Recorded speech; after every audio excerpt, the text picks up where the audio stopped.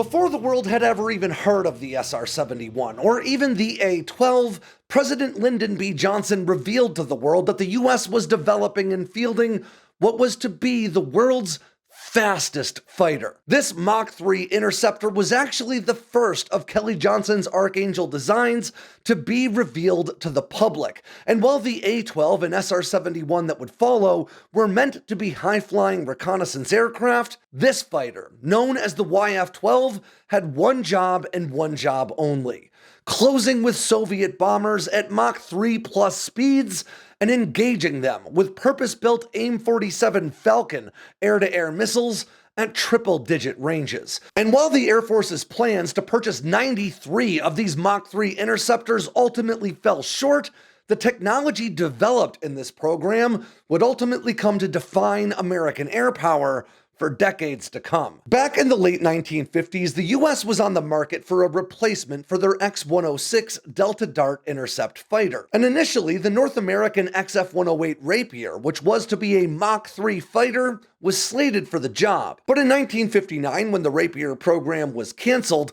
the Pentagon turned to Lockheed's Kelly Johnson, founder of the Skunk Works and designer of a wide variety of incredible aircraft, including the U-2 spy plane, the A-12, and the SR-71. In fact, Johnson was already hard at work producing A-12 spy planes for the CIA. So when the Air Force came calling for a high-speed interceptor, Johnson made some changes to the A-12 design to allow it to accommodate not just air-to-air missiles, but the onboard radar and even infrared search and track sensors that it would need to engage Soviet bombers well before they could reach American shores. Before long, slots 7 through 9 in Lockheed's A-12 production line were replaced with YF-12 interceptors. But this aircraft would need a fire control radar and dedicated air-to-air missiles that were up to this high-speed, high-altitude job.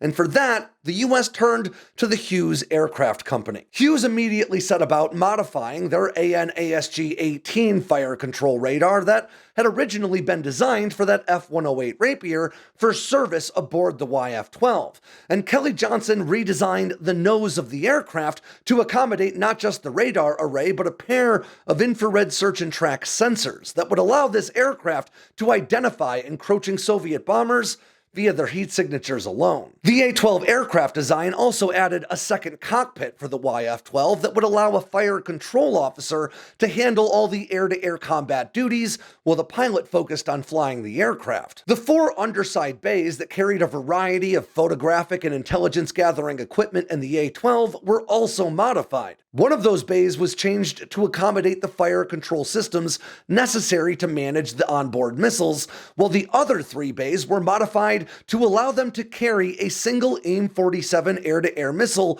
internally inside each bay. Now that was important because it allowed the aircraft to maintain its aerodynamic profile while flying at speeds in excess of Mach 3. Now the design for the AIM-47 actually started out with a much shorter range, just 15 to 25 miles or so, and astonishingly, even with that shorter range, it was still designed to accommodate a quarter-kiloton nuclear warhead. The basic premise there being not all that different from the Air-to-A Genie nuclear air-to-air rocket, basically making a large enough detonation in the midst of a Soviet bomber formation to take out more than one bomber at a time.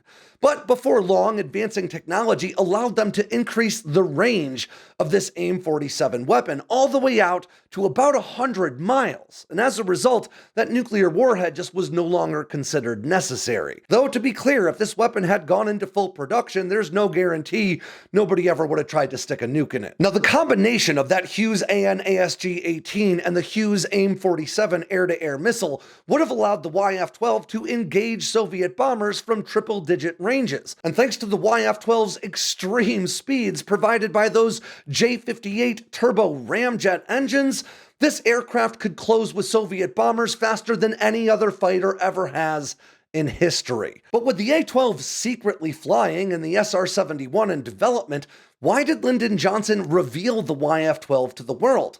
Well, the truth is, it was actually all about plausible deniability. You see, the YF-12 looked a great deal like both the A-12 and SR-71, with the exception of that unusual-looking nose, especially from a distance. And Johnson and the rest of the Pentagon knew that if you were to see an A-12 or even an SR-71 in the air, but the only aircraft you'd ever heard of was the YF-12, you'd simply assume that's what it was. And because the YF-12 was meant to be an interceptor, the whole world saw it as a defensive platform, focused primarily on getting into the air from American shores to intercept Soviet bombers before they could reach the US, whereas the A-12 and SR-71 were highly secretive platforms meant to operate clandestinely over enemy territory. In other words, by telling people the YF-12 existed, Johnson was hoping to keep America's most advanced spy planes a secret for just a little bit longer. Now, this wasn't just some harebrained scheme. Lockheed really built these YF-12s and conducted a slew of successful flight tests with them, including 6 successful air-to-air intercepts using those AIM-47 missiles at speeds in excess of Mach 3, some as high as Mach 3.2. And the Air Force was all about it. They ultimately placed an order for 93 of these F-12 intercept fighters. But the combination of the burgeoning conflict in Vietnam and the Soviet Union fielding intercontinental ballistic missiles that didn't need a bomber to deliver them to American shores ultimately saw the Air Force reprioritize its budgets away from the F-12, robbing us of fielding what would have been an absolutely incredible aircraft. But it wasn't all bad news. Hughes took what they learned with that AN/ASG-18 fire control radar and the AIM-47 air-to-air missile, and they developed the AN/AWG-9 fire control radar that we would ultimately stick in the F-14 Tomcat, along with its accompanying AIM-54 Phoenix air-to-air missiles that would come to define the F-14 Tomcat as an absolutely unmatched carrier defense platform. So while we didn't get the F-12, we did get the F-14, and that's not so bad.